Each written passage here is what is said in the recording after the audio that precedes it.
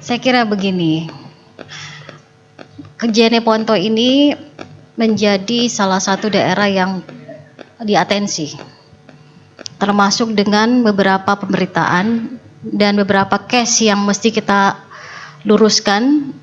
Mungkin ini waktunya kita mempertanyakan, bukan menguji kualitas, tetapi memastikan otentifikasi dokumen itu bisa disandingkan dengan data yang ada. Kami juga beberapa catatan terkait dengan peristiwa-peristiwa di beberapa TPS dan rekap berjenjang.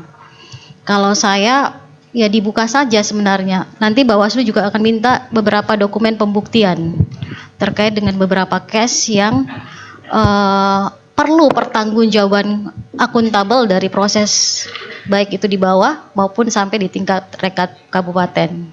Baik ya, tadi ada saran dari Bawaslu terkait dengan apa yang dipertanyakan yang tadi belum diterima. Saran itu kami akan tindak lanjuti bahwa atas saran dari Bawaslu Provinsi Sulawesi Selatan untuk membuka daftar hadir. Nanti kita cek di Sirekap ya. Tio ada?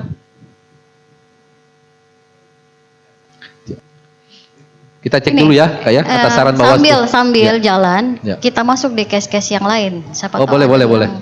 Jadi itu dicatat dulu ya, apa yang menjadi lokus ini tadi, fokus pertanyaannya dicatat. Mungkin ada peristiwa lain yang mau ditanyakan.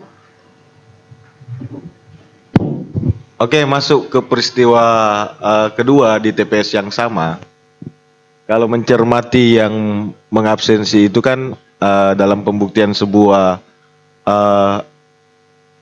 tanda tangan itu kan harus melihat dari keabsahan tanda tangannya dalam bentuk KTP. Tetapi kami di sini melihat sebuah coretan-coretan yang sama yang dilakukan oleh satu orang, diduga satu orang itu mirip kesamaan. Di proses absensi ini kita melihat sama.